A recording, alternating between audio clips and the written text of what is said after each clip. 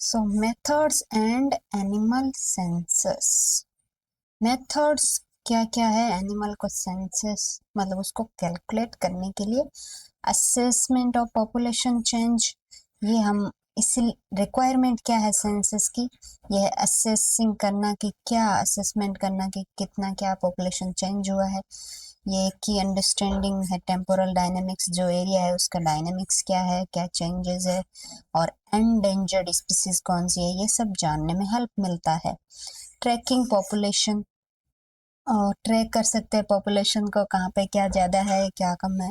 Important in animal ecology के लिए भी इम्पोर्टेंट है और वाइल्ड लाइफ कंजर्वेशन के लिए भी इम्पोर्टेंट है। देन सैंपल प्रपोर्शन और part representing the whole population, उसको बोलते हैं सैंपल। सैंपल मीन्स एक छोटू सा पार्ट किसी बड़े एरिया का जो रिप्रेजेंट करेगा कि ये हमारा पूरा एरिया ऐसा ही है। ओके, वाई सैम्पलिंग क्यों जरूरी है? काउंट ऑल एनिमल और प्लांट पॉसिबल नहीं है, सो सैम्पलिंग यूज टू एस्टिमेट, इसलिए हम सैम्पलिंग को काम में लेते हैं। टाइप ऑफ सैम्पलिंग है, 3 टाइप की सैम्पलिंग होती है, systematic, stratified and random sampling. अब सिस्टमेटिक सैम्पलिंग क्या होता है? व्हेन, ये कब यूज करते हैं? जब एरिया वैरायटी में हो, ग्रासलैंड है, कहीं मड है, कहीं शर्ब्स है, और बहुत ज़्यादा बड़ा ना हो, लिमिटेड एरिया हो, और हम अपने पास टाइम भी बहुत हो, तब ये सैम्पलिंग काम में लेते हैं। ये कंडीशन याद रखे, इस कंडीशन के टाइम ही हम ये सिस्टमेटिक सैम्पलिंग करेंगे। मेथड्स क्या क्या है इसमें? हम ट्रांजैक्ट लाइन फॉर्म करेंगे और ये टैप से मार्क करते हैं, और ये अलोंग एनवायरमेंटल ग्रेडियंट होता है, जैसे कि डाउन ए हिल साइड, जो हिल साइड है हिल से ऐसे डाउन साइड, तो ये ग्रेडियंट बन रहा है। और अक्रॉस रिवर बैंड, ये रिवर है, इसके रिवर से जितना दूर जाते जाओगे उतना मड कम होता जाएगा, पास में आओगे उतना मड बढ़ता जाएगा, तो ऐसे ये ग्रेडियंट बन गया। एक ग्रासलैंड टू फॉरेस्ट ग्रेडियंट बन गया। यहाँ ग्रासलैंड है, यहाँ आगे जाके फिर धीरे धीरे छोटी छोटी झाड़ियाँ आएंगी, फिर बड़े पेड़ आएंगे, तो ये एक ग्रेडियंट है। और ट्रांजैक्ट लाइन होती है एक लाइन, उसके बीच में एक स्पेसिफिक एरिया फिक्स किया आपने, और ये दूसरी लाइन। अब ये इसके बीच का एरिया में ही कैलकुलेट करना है, इससे बाहर नहीं जाना, इससे इधर नहीं जाना। ये करा, फिर हम दूसरी लाइन ट्रांजैक्ट बनाएंगे, फिर इसके बीच में करेंगे, ये वाला दोबारा नहीं करेंगे। तो ये लाइन ट्रांजैक्ट मेथड्स हम और डिस्कस करेंगे आगे। तो इसमें जो सिस्टमेटिक में 2 टाइप से है, लाइन ट्रांजैक्ट और बेल्ट ट्रांजैक्ट। बेल्ट है कि ये इतना एरिया अपने बेल्ट के जैसे पतला एरिया सेलेक्ट कर लिया, अब इसमें करना है। लाइन में 2 लाइन के बीच का करना है, इस तरह से है। और डिटेल में हम देखेंगे इसको, एक बार आप समझ जाओ बस। स्ट्रेटिफाइड सैम्पलिंग क्या होता है?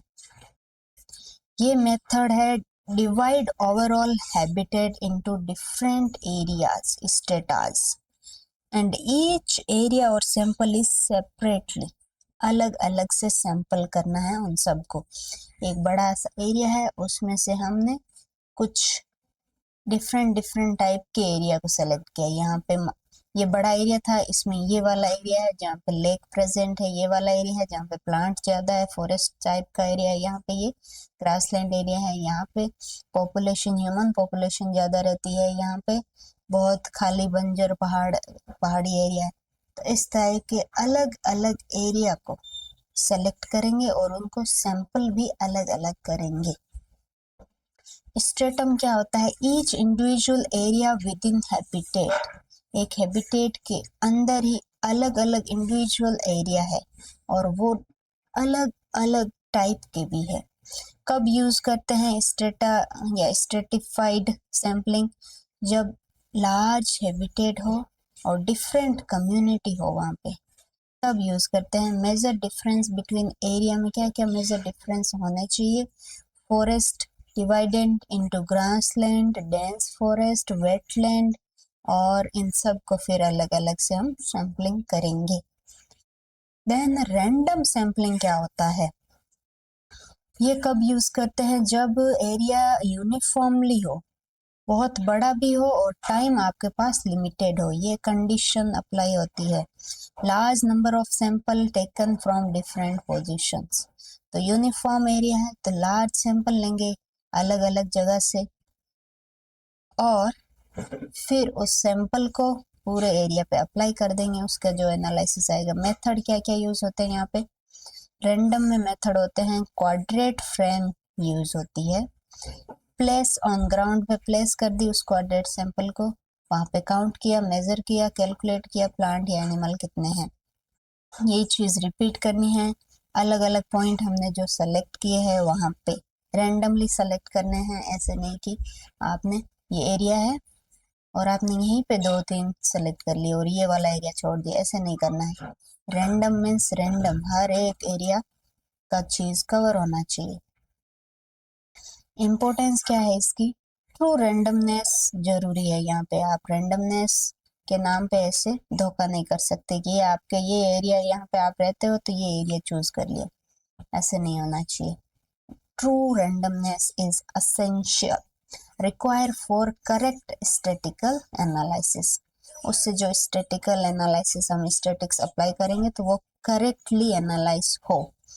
बेटर मेथड्स क्या है, एरिया को मैप करो, एक मैप बना लो उस एरिया का कि ये एरिया है, फिर उसको डिवाइड करो नंबर ग्रिड में, इस नंबर ग्रिड में डिवाइड कर दो इसको, हर एक ग्रिड बनाओ, फिर ना 1 2 3 4 हर एक में बनाना है ना, हर एक एरिया कवर होना चाहिए। फिर उसमें से रेंडमली सेलेक्ट करो, ये कर लिया, ये कर लिया, ये कर लिया, ये कर लिया, ये कर लिया, ये कर लिया, इस टाइप पे। Select square randomly for sampling में रेंडमली सेलेक्ट करना है। For example habitat divided into grid, grid में डिवाइड कर दिया, देन रैंडम स्क्वायर चूज करना है, फिर वहां पे क्वाड्रेट प्लेस करना है और सैम्पलिंग करनी है। सो इसके लिए कितने ऐसे सैम्पलिंग हमको जरूरी है, how many sampling is enough, मतलब उसके उससे ज्यादा हमको जरूरत नहीं है कि ये सैम्पलिंग इतनी अब इनफ है, ये रिजल्ट अब सही देगा। तो ये हम कैसे डिसाइड करते हैं, बेस्ड ऑन प्रिलिमिनरी सर्वे, पहले से उस एरिया का सर्वे आपने किया हो along ट्रांजेक्ट। For example first sampling में आपको 9 स्पीसीज मिली, सेकंड में 13 मिली और 5वें सैम्पलिंग तक 21 मिली, 7वें में कोई भी स्पीसीज नहीं मिली, यानी कि कोई भी स्पीसीज तो मिली, कोई नई स्पीसीज नहीं मिली। 21 या 9 13 ये जो स्पीसीज इनमें से ही रिपीट हो रही थी। सो कंक्लूजन क्या हुआ, when no new species found, जब कोई भी न्यू स्पीसीज मिलना बंद हो जाए वहां वो सैम्पलिंग इनफ है।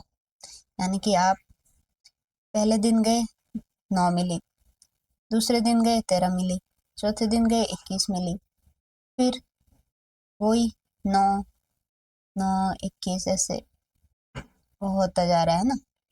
यानी कि ये स्ट्रेट लाइन आ जाए जिस दिन, और आप 4-5 दिन ये कंटिन्यू करो और कंटिन्यू स्ट्रेट लाइन आ रही है, कोई भी नई स्पीसीज नहीं मिल रही है, 9 हो रही है तो वापस यही 9 मिल रही है जो पहले अपने पास थी, 13 वाली भी यही मिल रही है, नई नहीं मिल रही है, 21 में से यही मिल, तो इसका मतलब ये है कि वहाँ टोटल 21 स्पीसीज ही रहती है, बस वो अलग अलग अमाउंट में हमको दिख रही है। फर्दर सैम्पलिंग अननेसेसरी होता है, टाइम वेस्ट होता है, डुप्लीकेट रिजल्ट वही आता है same same. Then for this habitat at least 7 sampling पर सैम्पलिंग पीरियड होना चाहिए, तो इस तरह का जब हो तो उसमें 7 तो एटलीस्ट सैम्पलिंग होनी चाहिए।